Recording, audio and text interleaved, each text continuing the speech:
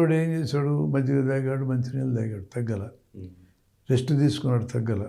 ఈ 3 పద్ధతులు తగ్గలేదంటే అది గ్యాస్ట్రిక్ కాదు, అది ఖచ్చితంగా హార్ట్ అటాక్. తక్కువ వయసులో వస్తున్నాయి. స్ట్రెన్యూస్గా ఎక్సర్సైజ్ చేస్తే రావడం.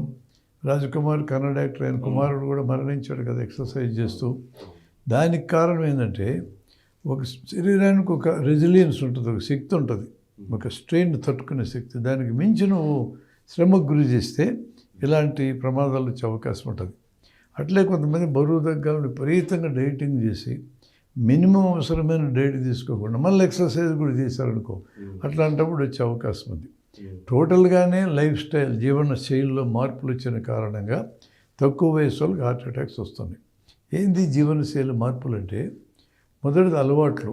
ఈ అలవాట్లో పొగ తాగడం ఒకటి ప్రమాదకరమైన అలవాటు. ఆల్కహాల్ విపరీతంగా తాగుతున్నారు, అదొక అలవాటు. మందులు, మత్తు మందులు లాంటివి, ఈ 3 అలవాట్లలో వస్తాయి. శరీరానికి వ్యాయామం లేదు, తగ్గిపోయింది. ఇంటి దగ్గర నుంచి కూడా ఏమని చెప్తా ఉన్నారు మన తల్లిదండ్రులు అంటే, ఏం పని చేయగాకు, చదువుకో చదువుకో చదువుకో, మంచి మార్కులు తెచ్చుకో, మంచి ఉద్యోగం తెచ్చుకో, కడుపులో చల్ల కదలకుండా, సీట్ నుంచి లేవకుండా కదలకుండా కూర్చొని సంపాదించుకొని చెప్తున్నారు. పని చేస్తానంటే చేయలేరు. వీడికి పని చేసే అలవాటు తప్పిపోయింది. మన పని మనం చేసుకోవడానికి కూడా సిద్ధపడరు. శరీరానికి పని లేకపోతే శరీరం ఆరోగ్యంగా ఉండదు, బుర్రగా పని లేకపోతే బుర్ర ఆరోగ్యంగా ఉండదు. ఫండమెంటల్ అది. ఏ వస్తువైనా మీరు గమనించండి. ఒక ఇనుప కర్రను తెచ్చినాం, రోజు దున్నుతుంటే తల మెరుస్తూ ఉంటుంది.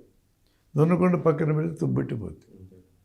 ఎక్కువ వాడినా అరిగిపోతుంది, తక్కువ వాడితే తుబ్బడుతుంది. శరీరం కూడా మన కీళ్ళైనా మన అవయవాలైనా ఆప్టిమల్ యూజ్ దగ్గర ఉండాలి, అవసరమైనంత మితమైన యూజ్లో ఉండాలి. ఎక్కువ వాడితే అరిగిపోతాయి, తక్కువ వాడితే దెబ్బతింటాయి. ఇప్పుడు వీళ్ళకి శరీరానికి వ్యాయామం లేకపోతే శరీరం ఎట్ట ఆరోగ్యం